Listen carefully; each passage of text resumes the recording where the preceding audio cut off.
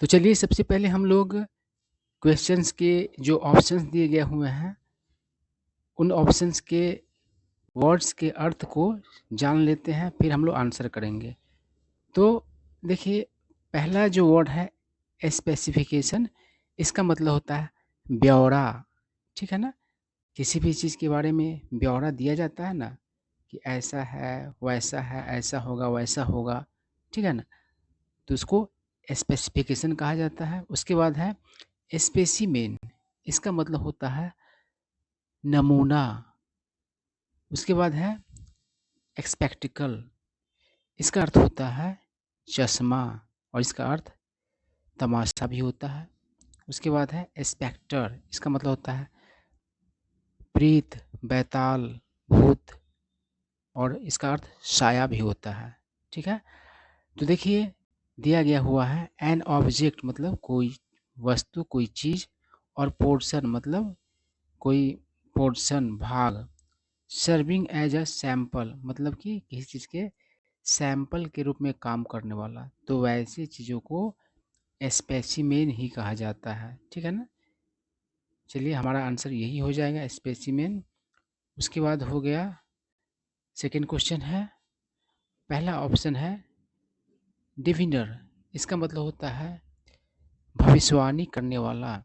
उसके बाद है एक्सप्लोरर, इसका मतलब होता है नए नए जगहों पर जाकर उसके बारे में जानकारी प्राप्त करने वाला। उसके बाद है इम्पोस्टर, इसका मतलब होता है ढोंगी। उसके बाद है प्रॉम्प्टर, तो आ, मतलब कि प्ले में, नाटक वगैरह में, या कोई भी एक्टिंग करने वाले लोग अगर अपने मतलब कि लाइन को भूल जाता है तो उसको जो याद दिलाने वाला होता है उसको प्रॉम्प्टर कहा जाता है। ठीक है ना? अब क्वेश्चन क्या कर रहा है, अ पर्सन मतलब कोई व्यक्ति, हु प्रिटेंड्स जो प्रिटेंड करता है ना, to be what he is not जो वह नहीं होता है, उसका मतलब कि दिखावा करता है, तो वैसे को क्या कहा जाता है, तो इम्पोस्टर कहा जाता है, ढोंगी कहा जाता है। यही आंसर है हम लोगों का। उसके बाद है डिप्लोमेसी मतलब कूटनीति, और हायरार्की मतलब पदक्रम। हायरार्की मतलब कि अ, कोई ऊंचा होता है, कोई उससे भी ऊपर होता है, कोई उससे ऊपर होता है, तो यही क्रम होता है। नीचे से ऊपर का या ऊपर से नीचे का जो हायरार्की होता है, पद क्रम होता है, क्रम होता है, उसको ही कहा जाता है। उसके बाद हो गया प्रोटोकॉल। ठीक है? और प्रोटोकॉल का हिंदी अब क्या बनाएंगे, कोई भी जो सेट ऑफ रूल्स होता है मतलब बिहेवियर का, उसको ही प्रोटोकॉल कहा जाता है। उसके बाद है स्टेट्समैनशिप, तो सरकारी मामलों को संभालने का जो हुनर होता है उसे स्टेट्समैनशिप कहा जाता है। अब क्वेश्चन देख लीजिए क्या कह रहा है, कोड ऑफ डिप्लोमेटिक एटिकेट, एटिकट भी पढ़ाया था और एटिकेट भी पढ़ाया था, इसका मतलब होता है शिष्टाचार। एंड प्रेसिडेंस मतलब प्राथमिकता। तो जो कोड होता है, सेट जो होता है रूल्स का, अ, किस चीज़ का, तो कूटनीतिक शिष्टाचार और प्राथमिकता का, तो उसको क्या कहा जाता है, तो उसको प्रोटोकॉल कहा जाता है। ठीक है ना? उसके बाद पहला ऑप्शन है गॉस्टली मतलब डरावना। उसके बाद है ओमिनसली, ओमिनसली मतलब होता है अ, खराब, अशुभ सूचक तरीके से आप कह सकते हैं। उसके बाद है स्प्राइटली मतलब जिंदा दिली से। और उसके बाद है टेरिबली, टेरिबली मतलब बहुत ज़्यादा भी होता है, भीषण तरीके से भी होता है। तो कह रहा है कि इन अ थ्रेटनिंग मैनर, थ्रेटन मतलब डराना होता है, धमकाना, तो मतलब कि डराने धमकाने वाले तरीके से, तो उसको क्या कहा जाएगा, तो गॉस्टली कहा जाएगा। ठीक है? उसके बाद not to be moved by entity, entity का मतलब होता है सीरियस इमोशनल रिक्वेस्ट, तो जो गिड़गिड़ाने की बात हो जाएगी है। पहला ऑप्शन डेस्पोटिक, इसका मतलब होता है आ, स्वेच्छाचारी, है ना, निरंकुश। उसके बाद है इनएग्जोरेबल, इसका मतलब होता है कठोर, जिसे बदला नहीं जा सके, रोका नहीं जा सके। उसके बाद है नेग्लिजेंट, मतलब बेपरवाह, लापरवाह।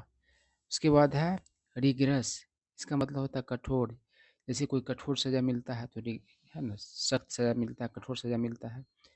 और क्या सेंस जाएगा, अगर not to be moved by entity, मतलब जो गिड़गिड़ाने से विचित नहीं हो, उसको क्या कहा जाएगा, इनएग्जोरेबल कहा जाएगा, मतलब कि वो चेंज उसको नहीं किया जा सकता है। अगला है, पहला ऑप्शन है क्रिटिक, क्रिटिक मतलब आलोचक। दूसरा है सीनिक, सीनिक वैसा व्यक्ति होता है जिसको लगता है कि हर कोई आदमी अपने फ़ायदे के लिए काम करता है, दूसरे के फ़ायदे से उसको कोई मतलब नहीं, ऐसा विचारधारा का आदमी होता है, माइंडसेट का आदमी होता है, उसे सीनिक कहा जाता है। और स्लैंडरर मतलब कि दूसरे के रेपुटेशन को खराब करने वाला, स्लैंडरर। उसके बाद है सेटिरिस्ट, इसका मतलब होता है व्यंग्यकार, देखते हैं ना, व्यंग किया जाता है लेखन के जरिए, है ना, या फिर बोल करके, तो सेटिरिस्ट का काम है, व्यंग्यकार कहा जाता है, व्यंग करना काम रहता है व्यंग्यकार का।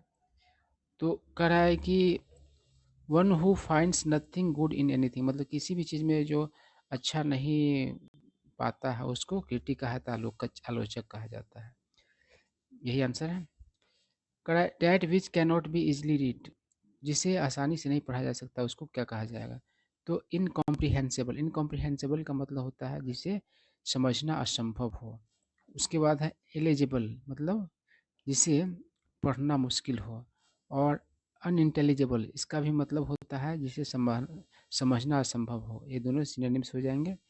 उसके बाद है अनरीडेबल, तो अनरीडेबल मतलब कि कोई बोरिंग चीज़ जिसे पढ़ना मुश्किल हो या जो बहुत मुश्किल चीज़ हो, तो उसको अनरीडेबल कहा जाता है। और अनरीडेबल के लिए इलेजिबल का भी इलेजिबल का भी प्रयोग किया जाएगा, है ना।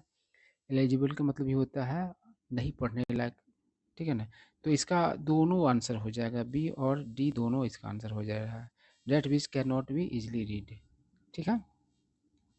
करा है the practice of submitting a proposal to popular vote, तो पॉपुलर वोट के मतलब कि जरिए प्रस्ताव को मतलब क्या कर देना, सबमिट कर देना, मतलब उस पर ही छोड़ देना, उसको सौंप देना, किसी प्रस्ताव को पॉपुलर वोट पर छोड़ देना कि जैसा लोग चाहेंगे वैसा कर देना। इस तरह की प्रैक्टिस को कहा जाता है, सिस्टम को इलेक्शन कहा जाएगा। नहीं, इलेक्शन में तो चलो अलग अलग चॉइस होता है, लोग अपना वोट देते हैं अलग अलग तरीके से।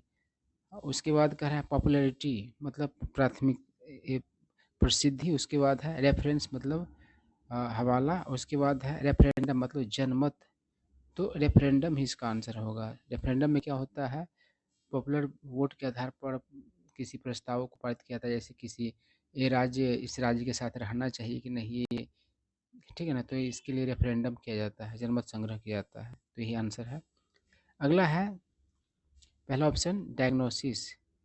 उसके बाद है ऑपरेशन। तीसरा है परउजल, परउजल मतलब होता है अ, सतर्कतापूर्ण पाठन, सतर्क होकर किसी चीज़ को आप पढ़ते हैं तो परउजल करते हैं आप उसका। कोई डॉक्यूमेंट वगैरह साइन करना होता है तो आप उसका परउजल करते हैं। उसके बाद है टेस्ट, मतलब जांच।